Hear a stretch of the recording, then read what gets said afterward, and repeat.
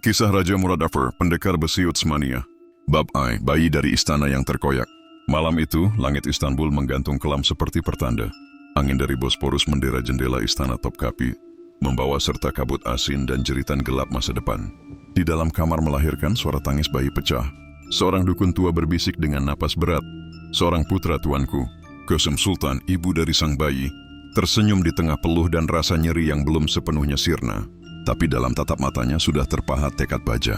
Ia tahu anak ini Murad akan tumbuh dalam dunia yang penuh intrik, pengkhianatan, dan darah.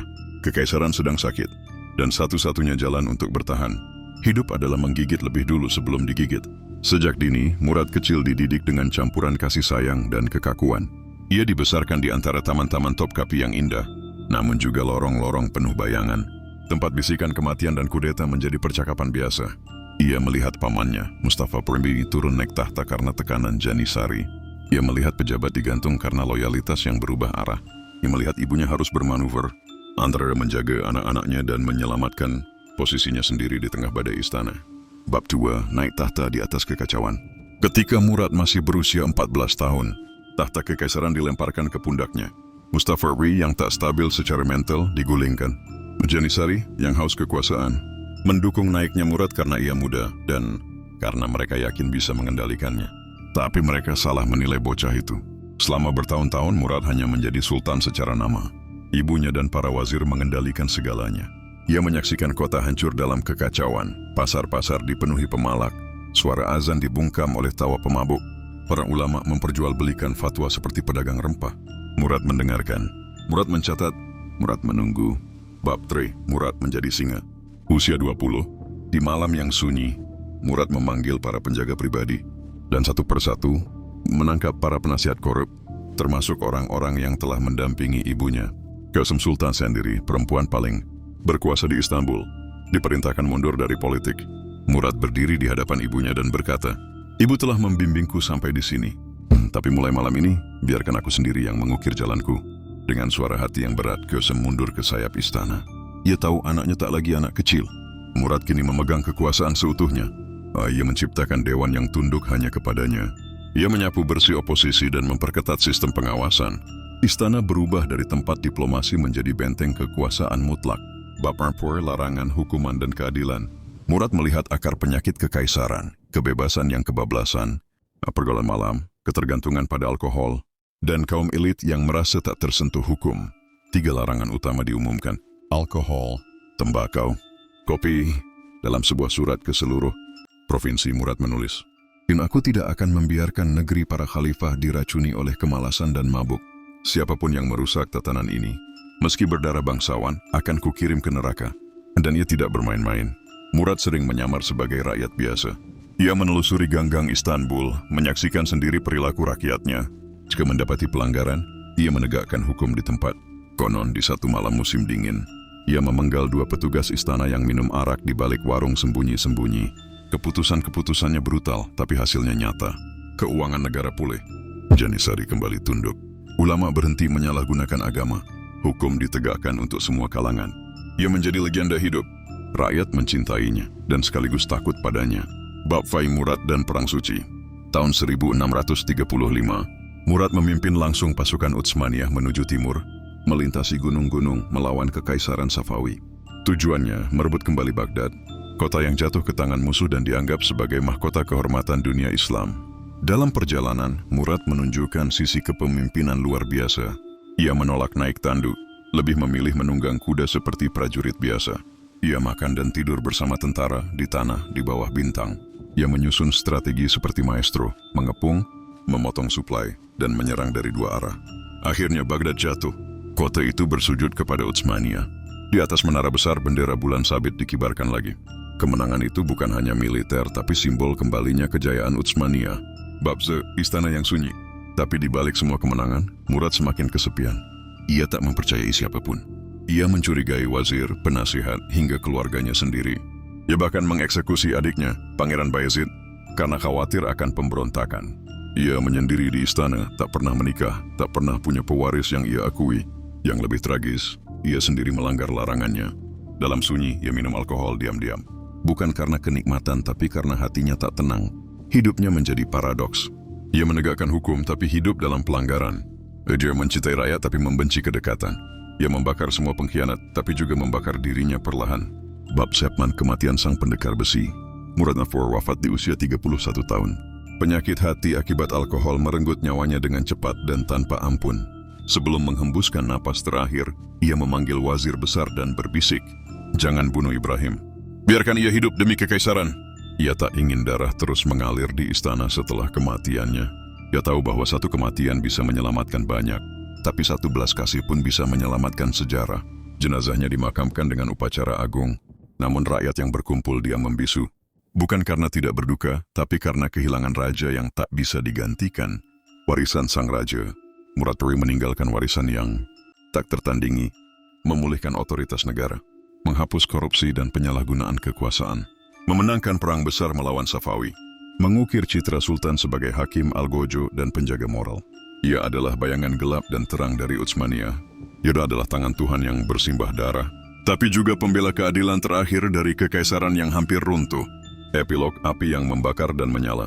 Murad Shah bukan hanya raja, ia adalah kobaran api yang menyakiti dan menyelamatkan.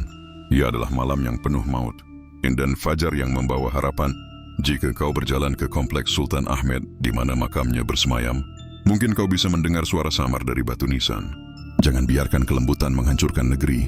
Jika harus memilih, jadilah pedang, warisan sang pendekar besi.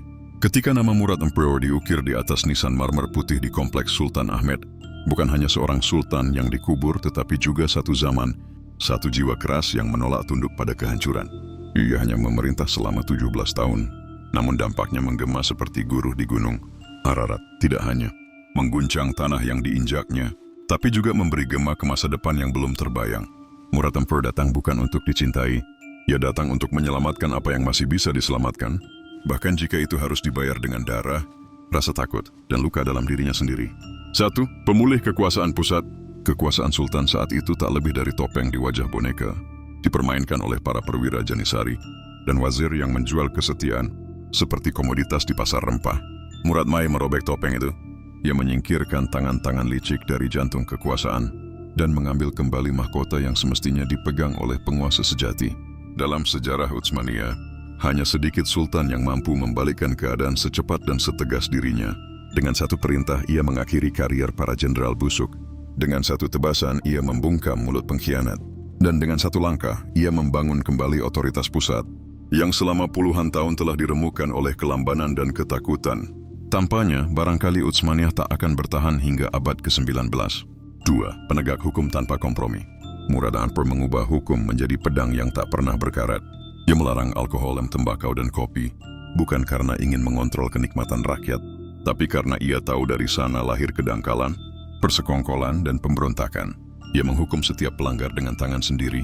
Dalam banyak kisah, ia menyamar sebagai rakyat biasa, lalu mengeksekusi para peminum malam itu juga, tanpa pengadilan, tanpa belas kasihan. Dalam kekejaman itu ada satu kebenaran, ketertiban kembali. Istanbul yang kacau kembali tenang, pajak yang dulu dijarah kini terhimpun. Rakyat yang dulu gelisah kini tidur lebih tenang, bukan karena cinta, tapi karena takut pada sang bayangan malam yang mengintai dari sudut gelap ganggang Istanbul. 3. Pahlawan militer dan penakluk Baghdad. Kampanye militernya yang paling megah, penaklukan Baghdad, menjadi pencapaian gemilang yang memulihkan kehormatan Utsmaniyah. Ia dikenang sebagai sultan terakhir yang memimpin perang secara langsung, seperti para sultan agung sebelum dirinya. Dalam sejarah militer, Murad adalah simbol dari raja prajurit sejati, yang tidak hanya memerintah dari balik tirai, tetapi dari balik pelindung dada dan debu medan tempur. Refleksi diri kekaisaran. Murad Narpin adalah cermin dari kekaisaran, besar, mulia, brutal, kesepian. Ia mencintai rakyat tapi tak pernah dekat dengan mereka. Ia membenci kelemahan, namun dikuasai kelemahan yang sama. Ia melarang alkohol, namun mati karenanya. Dengan begitu, ia menjadi sosok yang tragis dan megah, seseorang yang menyelamatkan bangsanya dengan menghancurkan dirinya sendiri. 5. Jejak dalam ingatan sejarah. Para sejarawan Utsmaniyah menyebutnya tangan besi sang khalifah, sementara rakyat biasa mengenangnya sebagai bayangan malam Istanbul karena sering menyamar untuk mengawasi langsung kehidupan jalanan. Murad Mars menjadi archetype dalam kesusastraan dan drama. Turki sebagai pemimpin kuat yang dibutuhkan saat hukum telah kehilangan gigi dan rakyat butuh satu suara yang memerintah dalam gelap. Penutup warisan. Murad Darif tak meninggalkan keturunan yang melanjutkan visinya, namun ia meninggalkan pelajaran besar bagi kekuasaan, bahwa dalam waktu kekacauan, satu orang berani yang tidak takut membakar dirinya sendiri demi menyelamatkan negeri adalah anugerah langka. Ia tidak menjadi sultan paling dicintai, tapi mungkin ia adalah yang paling dibutuhkan. Biarkan sejarah menghakimi tanganku yang keras, selama rakyatku bisa tidur tanpa takut pada malam. Murad Natter, seperti ditulis dalam catatan Wazir Besar Kara Mustafa Pasha. Negeri yang kubela bukan sekadar tanah dan istana, melainkan kehormatan yang diwariskan dari para Dut Sultan sebelumnya. Dan aku bersumpah demi pedang Nabi, takkan tak kubiarkan kehormatan itu diinjak oleh kelalaian, korupsi, dan dusta yang berakar dalam tubuh kekuasaan sendiri. Di saat para ulama sibuk berdebat, para pejabat sibuk memperkaya diri, dan rakyat hilang arah, seorang raja harus menjadi badai yang membasuh kebusukan, bukan sekadar bayangan yang duduk di singgasana. Aku lahir di tengah badai kekacauan dan dibesarkan oleh ketakutan istana dan kelicikan birokrat. Maka ketika brandku memegang kekuasaanku tempagot diriku dalam keheningan malam, agar jiwaku tak terguncang oleh darah atau dendam. Tak ada yang lebih kusesali dalam hidup ini selain waktu yang kubiarkan dikuasai oleh orang-orang rakus. Sebelum akhirnya kusadari, tak ada yang lebih berbahaya dari diamnya seorang raja terhadap kemungkaran di sekitarnya.